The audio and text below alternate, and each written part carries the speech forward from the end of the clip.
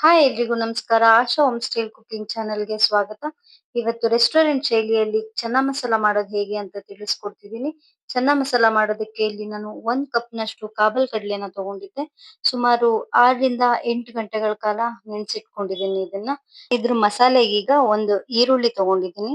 ಹಾಗೆ 1 ಟೊಮ್ಯಾಟೊ, 1 ಸ್ಪೂನ್‌ನಷ್ಟು ಶುಂಠಿ ಬೆಳ್ಳುಳ್ಳಿ ಪೇಸ್ಟ್ ತಗೊಂಡಿದ್ದೀನಿ. 5ರಿಂದ 6 ಗೋಡಂಬಿ, 1/4 ಟೀ ಸ್ಪೂನ್‌ನಷ್ಟು ಅರಿಶಿನ ಪುಡಿ, 1 ಟೀ ಸ್ಪೂನ್ ಖಾರದ ಪುಡಿ, ಹಾಗೆ 1 tea spoon garam masala, 1 tea spoon ಚೆನ್ನ ಮಸಾಲ, ಸ್ವಲ್ಪ ಕೊತ್ತಂಬರಿ ಸೊಪ್ಪು, ಹಾಗೆ ಒಗ್ಗರಣೆಗೆ 1 ಈರುಳ್ಳಿ, 1 ಪಲಾವ್ ಎಲೆ, 2 ಏಲಕ್ಕಿ, ಸ್ವಲ್ಪ ಜೀರಿಗೆ, ಸ್ವಲ್ಪ ಸೋಂಪು, ಹಾಗೆ 2 ಹಸಿಮೆಣಸಿನಕಾಯಿ, 1 ಸ್ಪೂನ್ ಗಸಗಸೆ, ಹಾಗೆ 1 ಚಕ್ಕೆ ತಗೊಂಡಿದ್ದೀನಿ. 5ರಿಂದ 6 ಟೇಬಲ್ ಸ್ಪೂನ್ ಎಣ್ಣೆ ತಗೊಂಡಿದ್ದೀನಿ. ಈಗ ಹೇಗ್ ಮಾಡೋದು ಅಂತ ನೋಡೋಣ. ಒಂದು ಕುಕ್ಕರ್ ತಗೊಂಡಿದ್ದೀನಿ. ಕುಕ್ಕರ್‌ಗೆ ಸ್ವಲ್ಪ ಎಣ್ಣೆ ಹಾಕೊಂಡು ಒಂದು 8 ಗಂಟೆಗಳ ಕಾಲ ನೆಂದಿರೋ ಚೆನ್ನನೆಲ್ಲ ಅದಕ್ಕೆ ಸೇರಿಸ್ಕೊತಿದ್ದೀನಿ. ಸುಮಾರು 1 ಚೊಂಬಷ್ಟು ನೀರ್ನ ಹಾಕೊಂಡಿದ್ದೀನಿ. ಹಾಗೆ ಸ್ವಲ್ಪ ಉಪ್ಪು ಹಾಕೊಂತಿದ್ದೀನಿ. ಉಪ್ಪು ಹಾಕೋದ್ರಿಂದ ಚೆನ್ನ ಬೇಗ ಬೇಯುತ್ತೆ. ಹಾಗೆ ಚೆನ್ನಾಗಿ ಉಪ್ಪು ಹಿಡ್ಕೊಳ್ಳುತ್ತೆ ಅಂತ. ಹಾಗೆ ಇದನ್ನ ನಾನು ಒಂದು 15 ನಿಮಿಷ ಸಣ್ಣ ಫ್ಲೇಮ್‌ನಲ್ಲೇ ಚೆನ್ನಾಗಿ ಬೇಯಿಸ್ಕೊತೀನಿ. ಯಾಕಂದ್ರೆ 1, 2 ವಿಸಿಲ್ ಮಾಡ್ಕೊಳ್ಳೋದ್ರಿಂದ ಚೆನ್ನ ಒಳಗಡೆ ಎಲ್ಲ ಚೆನ್ನಾಗಿ ಬೇಯೋದಿಲ್ಲ. ಹಾಗಾಗಿ.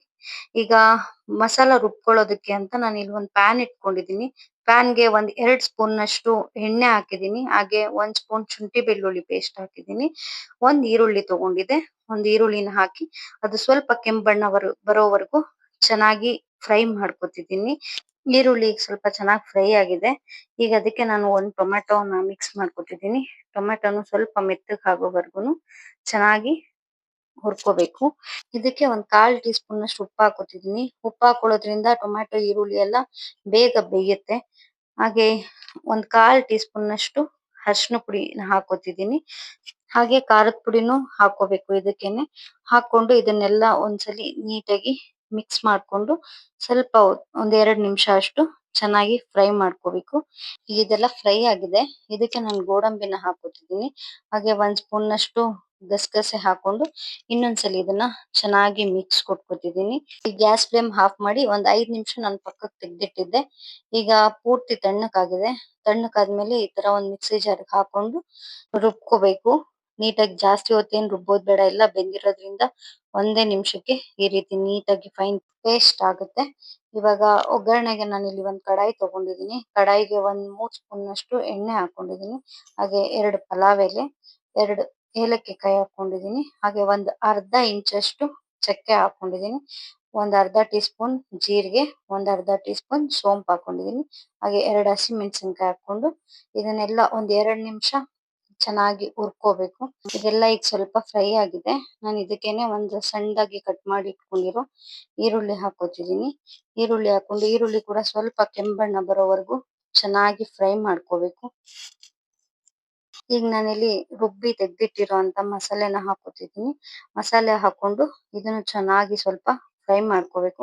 ಮಸಾಲೆ ಸ್ವಲ್ಪ ಹಸಿ ವಾಸನೆ ಎಲ್ಲ ಹೋಗೋವರೆಗೂ ಫ್ರೈ ಮಾಡ್ಕೋಬೇಕು. ಈಗ ಮಸಾಲೆಗೆ ನೀರ್ನ ಸ್ವಲ್ಪ ನೋಡ್ ಹಾಕೊಳ್ಳಿ. ಯಾಕಂದ್ರೆ ನಾವು ಚೆನ್ನಾಗ್ ಬೇಯ್ಬೇಕಾದ್ರೆ ನೀರ್ ಹಾಕಿರ್ತೀವಲ್ಲ, ಅದನ್ನು ಇದಕ್ಕೆ ಸೇರಿಸ್ಕೊಳ್ಳೋದ್ರಿಂದ ಈಗ್ಲೇ ನೀರ್ ಜಾಸ್ತಿ ಹಾಕ್ಬಿಟ್ರೆ ಆಮೇಲೆ ಚೆನ್ನ ಮಸಾಲ ನೀಟಾಗಿ ಥಿಕ್ನೆಸ್ ಬರಲ್ಲ.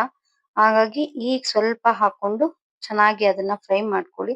ಈಗ ಇದಕ್ಕೆ ನಾನು 1 ಸ್ಪೂನ್‌ನಷ್ಟು ಗರಂ ಮಸಾಲ ಹಾಕೋತಿದ್ದೀನಿ. ಹಾಗೆ 1 ಸ್ಪೂನ್‌ನಷ್ಟು ಚೆನ್ನ ಮಸಾಲ ಅಥವಾ ಚೋಲೆ ಮಸಾಲ ಅದನ್ನ ಸೇರಿಸ್ಕೊತಿದ್ದೀನಿ.